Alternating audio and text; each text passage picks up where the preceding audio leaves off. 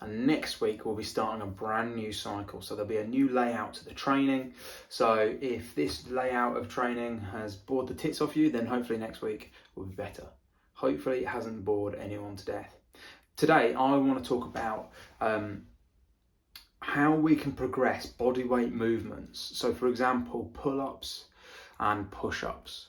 If you're someone who is absolutely banging out pull-ups and push-ups and has no issue, then this video probably won't apply to you, but it's worth knowing because there may be a bodyweight movement that you don't have yet and it will be applicable to that.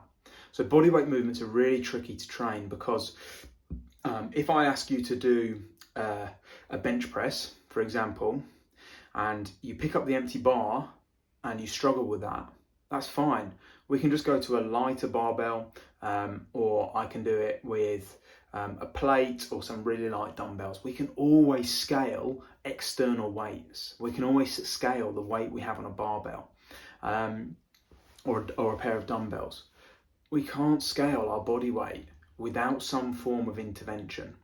So I've seen many variations of how to scale and how to progress a push-up or a pull-up or even an air squat.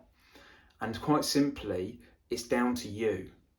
So I can give you the ideas of how to scale and how to progress these movements, but you need to track it and you need to slowly inch your way forward in terms of progress. So let's take a person who can't do a push-up, or actually let's take a person who can do one or two really shaky push-ups but can't do any more after that. So that's great. So this person has got their first push-up or their first pull-up. That's a big milestone. What we need to do though is actually not do too much of that, because that represents for that person a maximal output for their muscular and central nervous system. So we can do some of those, but if I prescribe a set of 8 to 10 push-ups, obviously that person isn't going to spend 45 minutes grinding through that set. There needs to be something in there that is a halfway house. So finding a way that we can mitigate the body weight is really important. So for push-ups, I would use eccentrics.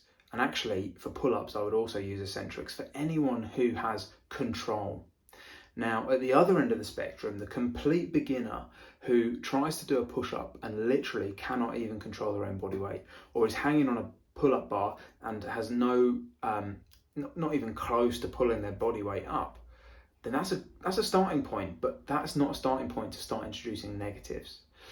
The eccentric part of any movement is the most stressful part of the movement. And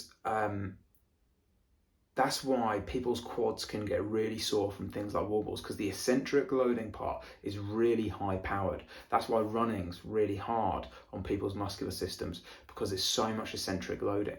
So we need to be careful with how we load that eccentric movement. And what I would do is, for someone who has no push-ups or pull-ups, we're going to start having to use, for push-ups, we're going to go on the knees. So we're doing the exact same movement, but we're taking a lot of the body weight out of it.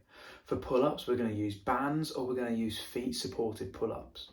Now, with a band or a foot-supported pull-up, you are dictating how much load goes into your body system and how much load goes into the external mitigation. So the band, if you use a really strong band, you're not going to be doing much work. But maybe that's where you're at, and maybe that still gets tough after a few reps. That's fine, so that's your point. But if you're banging out like 15 pull-ups on a band and you're bouncing around and you feel like you're not doing anything, then it's probably too easy. And so you need to upgrade to a less resisting band. Likewise, if you're using feet-supported pull-ups where your feet are on the ground, your hands are on the bar or the rings, and you're just bending your knees essentially into a squat, you dictate how much load goes through those feet. You want to make it feel as hard as possible whilst being doable. So if I prescribe 4 sets of 4 to 6 pull-ups and you're doing feet-supported pull-ups, you need to apply enough resistance in your legs to let you do those reps without it feeling ridiculously hard, but without it feeling ridiculously easy. So it's about always making the work feel challenging but doable. If you're that person I mentioned at the beginning who's got 1 or 2 pull-ups or push-ups but can't do any more than that, you're going to look at a set of 4 to 6 and think, what the hell am I doing with that? Well, I want you to sometimes do, maybe on the first set, do 1 or 2 of those full repetitions. But then after that, you go straight to the next scaling option. So if we're talking about push-ups, you're going to be doing negative or eccentric loaded push-ups. And then on the way up, you push up on your knees. A pull-up, you're going to set up a box, stand at the top, and you're going to lower yourself down eccentrically. Or you're going to do the foot supported variation. And you can flip-flop between the two, or you could use a really, really light band to get that full range of motion. The important thing is to keep it varied, find what you enjoy and put a fair amount of work into that. But also, if you really enjoy doing, say, eccentric pull-ups and you feel you get a good connection there, make sure you are still doing feet supported or banded pull-ups every now and then. Likewise on the push-ups, actually, no, push-ups, pretty much you can only do eccentric or knee push-ups, but go for some higher sets where you do the push-up on the knees. So it's really quite an individual thing how we might progress push-ups and pull-ups.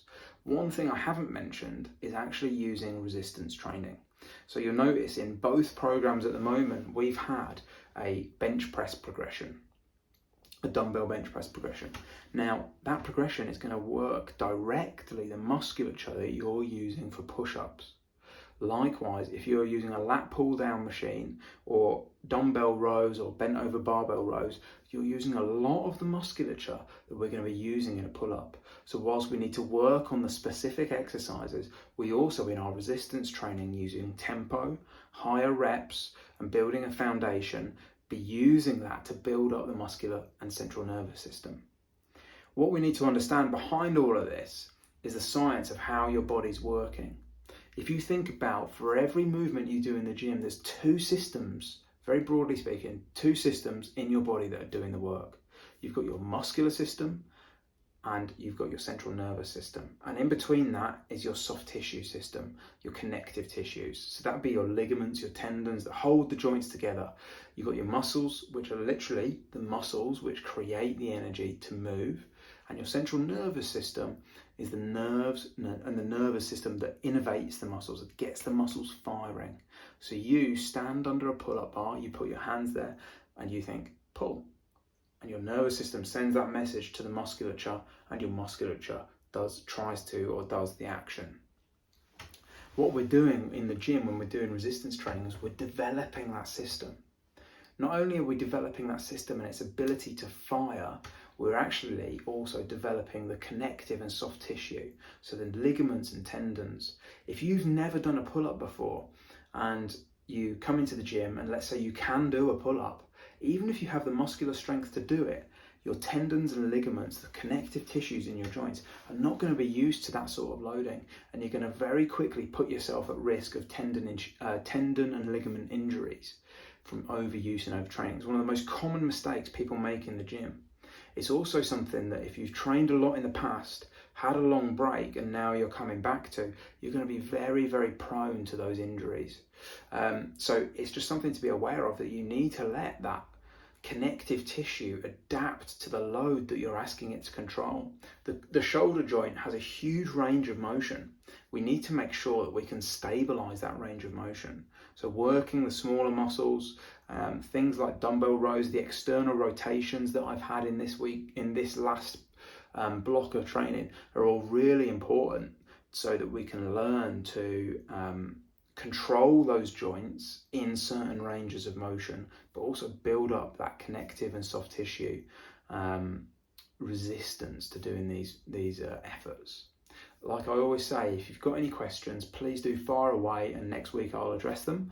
Next week we'll be on to a new cycle, so I'll run through that in next week's video.